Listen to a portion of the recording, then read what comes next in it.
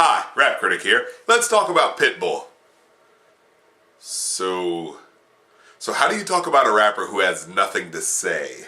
I mean, I can't remember one song from this man that didn't talk about being in a club. As far as I remember, his topics range from party, party, party, and drink, drink, drink, to party, party, party, and drink, drink, drink, but like in another country this time. Geez, even Sean Paul did a love song every once in a while, and I don't have a problem with party music in general, far from it. It's just that anything involving Pitbull's music has a very processed feel to it. Like a pre-packaged, factory-sealed product. Every one of his mini verses seems like such a Cliff Notes version of rap music tropes, it's insulting. Look dude, come on, lie to me. Can you at least pretend like you're more than the go-to guy for optional rap verses on pop songs? You know how in some radio stations they'll cut out the rap verse of a song, leaving you with 30 seconds of an awkward, voiceless backtrack as you rap along to words that you could swear were there the last time you heard it?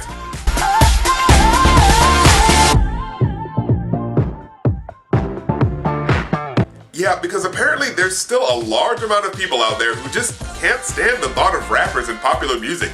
So much so that there are radio stations across the country who market themselves on the idea that, hey, if you listen to us, you don't have to worry about all that pesky rap nonsense that's ruining music. Wait, they cut him out of the intro? He's not even rapping there. I have never heard of something like this happening to other genres of music. I've never heard of a radio station dedicated to editing out violins and saxophone solos from songs because some people don't like jazz or classical music.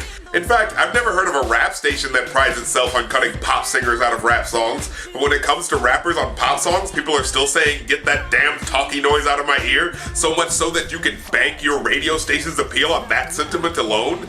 That's disappointing to say the least. Wait, what was I talking about again?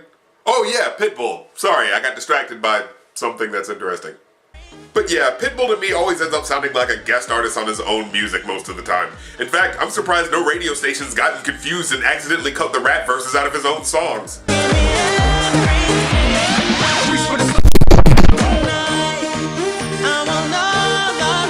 You know, I reviewed a Flo Rida song a year or so ago, and the only reason I decided to do so was because it was called I Cry. And a title like that meant that maybe he would say something I could actually make a full episode on. And, well, he did say a few things, but for the most part it was kinda typical. But hey, at least there was that initial interest. Now, Pitbull's a little different from Flo in that, admittedly, his Spanish heritage gives him a little bit more flavor to his lyrics, but not in a really substantial way. But like Flo Rida, I figure if I do hear a song that sounds like it'll stand out, I give it a try. Then I heard this song, Timber.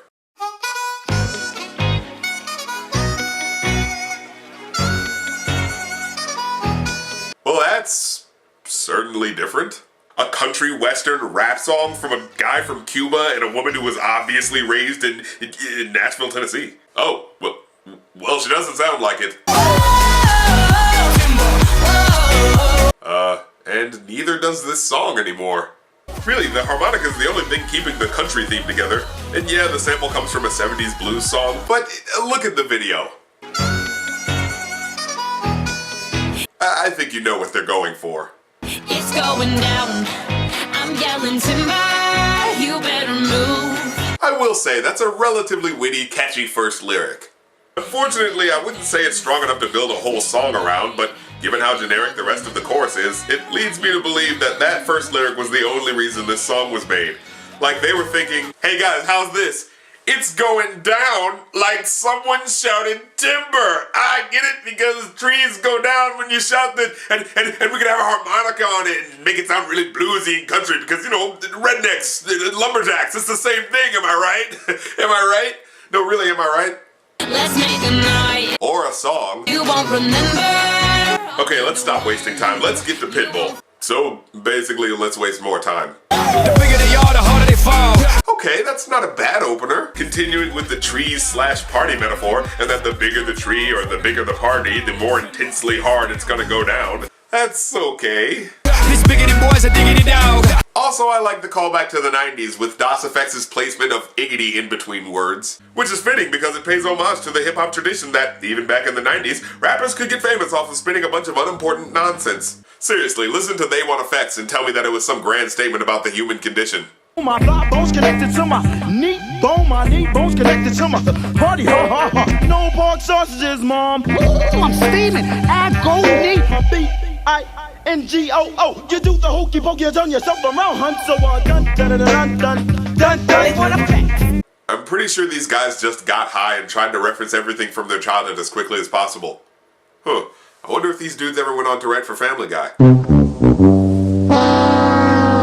have them like Miley Cyrus, clothes off, twerking in their bras and thongs. Timber. I understand that Miley Cyrus is the go-to buzzword for twerking right now, but I don't think that's because she was good at it. Face down, booty up, timber. That's the way we like the world. Okay, really, what is up with rappers censoring themselves on the unedited version of a song? I get it if it's done for an effect, like for a joke or something, but this Pitbull lyric is a reference to a very explicit 2 Live Crew song. Face down, ass up. That's the way we like the fuck. And he's not making a joke about it, he just sounds like he was tapped on the shoulder and told to make the lyrics less explicit by saying booty instead of ass, and saying, that's the way we like to, what? Like his parents just walked in while he was recording the lyrics. Face down, booty up, that's the way we like to what? Hey, mom and dad, they didn't tell me you were coming into the studio today. Look, when the only reason you're self-censoring your words is because you're actively trying to be more radio-friendly, just erase the lyrics and write something else. Look up in the sky, it's a bird, it's a plane. Nah, it's just me and the damn thing changed. I guess that's an okay reference. Saying that even though people may see him as someone whose ego's reached a great height as far as fame and wealth are concerned, he's still a down-to-earth guy, but I don't know, when you watch the video, it ruins any charm it might have had. He just looks so smug about a line that wasn't really that great. Get it? I just compared myself to Superman. Well, I thought it was funny. And club jumping like LeBron now, bowling. You know, I could be angry about the blatant interruption of the song for the sole purpose of product placement, but honestly, I'll take this over what he did on the Give Me Everything song, which, at the very start, synergized repetition of product placement with the fact that rhyming words with themselves has become openly accepted as a way to rap, in order to give us this gem. Me not working hard. Yeah, right, picture that with a Kodak. Or better yet, go to Times Square, take a picture of me with a Kodak. Why, yes, Pitbull did have a deal with Kodak. How'd you know? Well, anyway, let's get back to the verse. Swing your partner round and round, and then the night is going down. One more shot, another round. Oh, I'm sorry, I must have skipped to the bridge near the end of the song. Let's back up about 45 seconds. Swing your partner round and round, and then the night is... Wait, I'm sorry, I went too far back. Now we're in the middle of the first verse, and... Wait, keep playing this. Swing your partner round and round, and then the night is going down. No. This man, instead of making 2 full verses, just repeated a 2-bar phrase for the second half of both verses. You cheater! Dude, no, really? You just couldn't be bothered to write 2 complete verses? Well, hey, I guess that makes both our jobs easier. Whatever. You know what? I give this a 2 out of 5. I mean, you could give this song credit for trying to do the country western approach with the harmonica and the intro that sounds like a more bluesy country western feel. And to Pitbull's credit, he's just not in the song long enough to annoy me.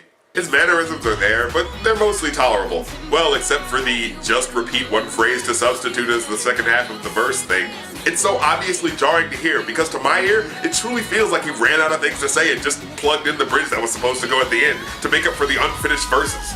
As well, after a while, the phrase, "it's going down," is used so much, it starts to feel like one of the writers was someone's out-of-touch dad who just figured out what "it's going down" meant, and really wanted his kids to know that he was hip to the lingo. It's going down. It's going down.